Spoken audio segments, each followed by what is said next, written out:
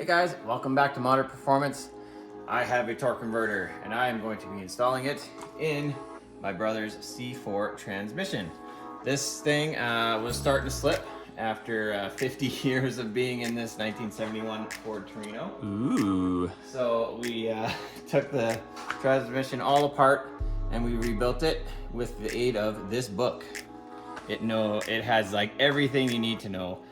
We didn't make a video on it because we just wanted to concentrate on building it properly because this is the first time we've kind of really done that. And yeah, get that book. You'll be glad you did. It has all the torque specs, everything you need to know.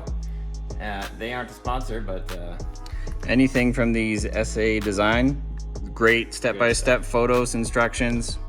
Yeah, these books are gold. So we got a 2400 stall converter.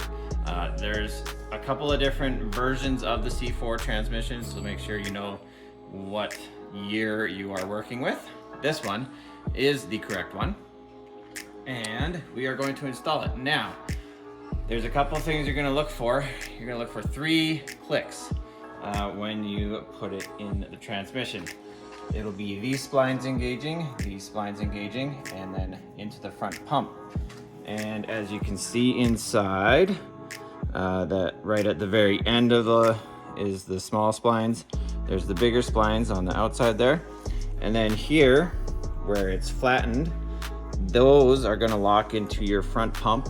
That's what's gonna drive your fluid pressure inside the transmission.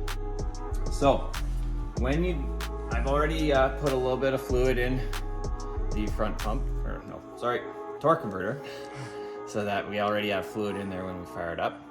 And I am going to grab it top and bottom, and that's going to give us our best chance of, or the easiest install. So you get into here. So we're going to hopefully hear all the clicks. One. I think, was there 2? Oh, there's That's 2. Yep. And then give us 3. Come on, 3. So you're going to want to rotate and just wiggle up and down. And oh, I gotta make it look easy.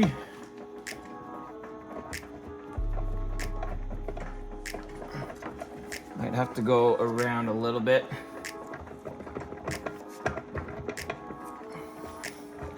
Oh, there it is, yeah. 3rd click. So, how will you know when it's actually in? So we got the 3 clicks, and to verify also, when you look down and kind of line up the edge of the bow housing, the snout of that should not be visible. So that means it's all the way seated. It's nice. When you spin it, it's nice and solid in there. It doesn't wiggle at all.